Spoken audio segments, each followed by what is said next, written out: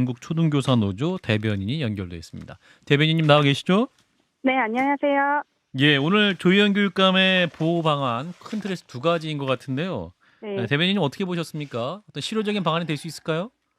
교사들이 소송 지원을 강화한다는 것은 환영할 만하지만 민원 예약 시스템이나 민원실 CCTV 설치 같은 것은 악성 민원을 차단을 원하는 교사들의 요구에 부응하기는 음. 미흡한 점이 있어서 조금 아쉬운 생각이 듭니다. 아, 그런가요? 그러니까 앱을 네, 통해서 면담을 사전에 예약한다. 네. 그리고 직접 대면하지 않고 일단 챗봇 AI로 문제가 있을 때 답변을 하게 하면 그래서 바로 선생님들에게 오는 그건 좀 막을 수 있기 때문에 1차 좀 도움이 될 수 있을 것이다라고 말을 하던데.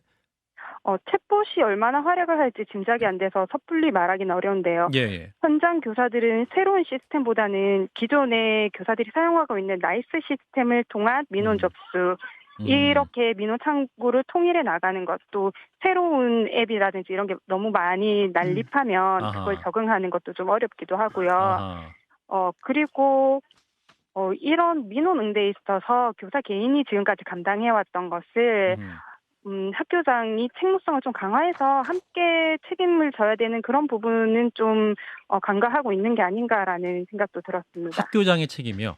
네. 아, 어떻게 책임을 져야 될까요? 학교장이?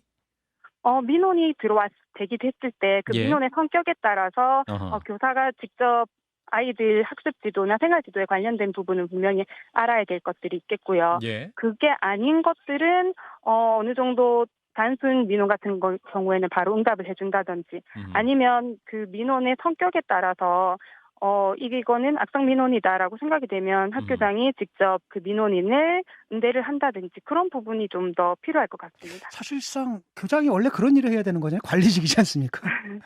그런데 예. 이게 교장 개개인에 따라서 많이 다르긴 한데 네. 교사들이 느끼기에는 음.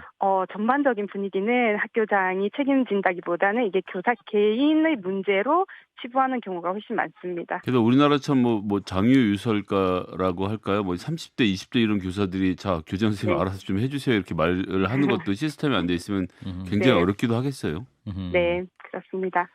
제 아이가 이제 서울 시내 초등학교 다니고 있는데 저희 집도 보면 하이 클래스 하이톡을 이용하더군요. 그걸 네, 보면은 일정 시간 외에는 또 연락을 하실 수 없게 돼 있기도 하고 네. 예, 또 채팅을 통해서 이제 할 수 있도록 하고 직접 선생님 번호는 모르는 상황이라고 얘기를 하더군요. 네, 그렇게 되면 좋은데, 예예.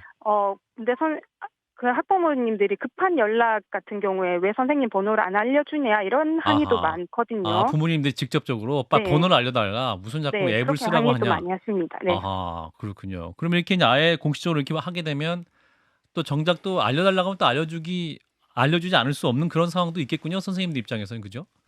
그렇기도 하죠. 네, 음. 특히 지난 코로나 시국에서는 급한 예. 연락이 많았었기 때문에, 예.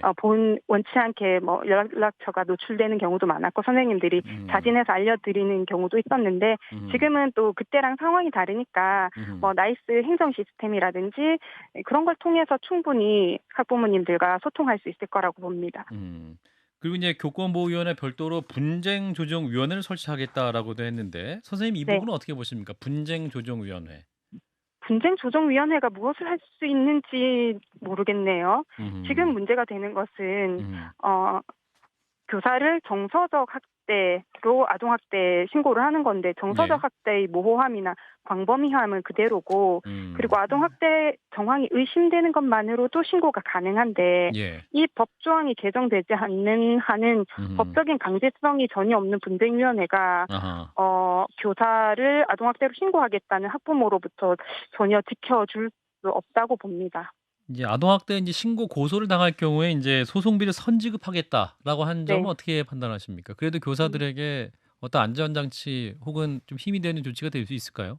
네, 이 부분은 실질적인 도움이 될 거라고 봅니다. 교사 아하. 개인이 감당해야 하는 법률 소송의 심리적이거나 음. 재정적인 부담이 매우 크거든요. 예. 이제라도 교육청이 지원 범위를 넓히고 절차를 간소화한다니까 음. 다행이라는 생각이 듭니다. 그렇군요.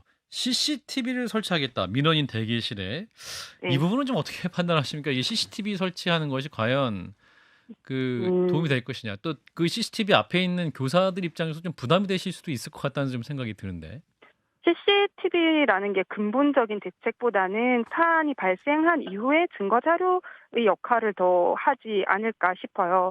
교사들이 원하는 것은 악성 민원을 사전에 좀 차단할 수 있는 그런 방법인데 예.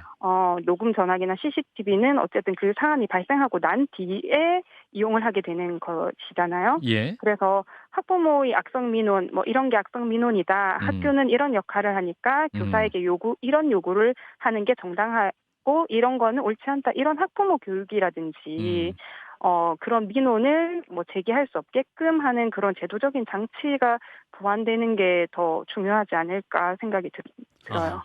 또 최근에 그 조민 웹툰 작가 있죠. 발달장애 네. 아들 그 정서적 학대했던 혐의로 교육 교사를 고소를 했잖아요. 네. 뭐 담임 교체를 하려고 얘기를 해보니 경찰을 고발하지 않으면 안 된다. 뭐 이런 이야기를 듣고 했다. 뭐 이렇게도 얘기하고 있는데 대변인께서는 이 사안 좀 어떻게 보고 계신지 좀 궁금합니다. 이 사건이 단순히 장애 자녀를 둔 개인의 문제라고 보기보다는 아동학대 신고로 인해서 교육 활동이 위협받는 여러 가지 장면들을 보여준다고 보거든요. 예. 생활 지도 중에 있을 수 있는 훈육이 아동학대의 근거가 된다는 것.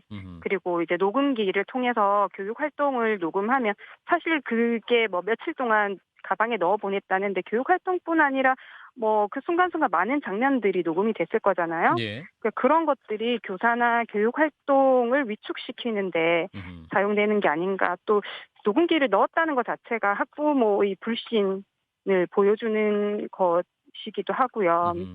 그래서 좀 씁쓸하기도 한데 아동학대 기소만으로 직위 해제를 당하는 교육청의 과잉 대응 이런 것들도 이번 사건을 통해서 수면 위로 많이 드러나게 된 것 같습니다. 네, 이제 선생님 말씀을 좀 종합을 해보면 오늘 뭐 여러 가지 교사 면담, 사전 예약 시스템, 또 챗봇 네. 이런 게 있지만 직접적으로 이제 또 부모님들이 교사와의 면담을 할 때 어떤 구체적인 가이드라인 이런 것도 좀 필요하겠다는 것이 이제 선생님들의 요구 사항이군요.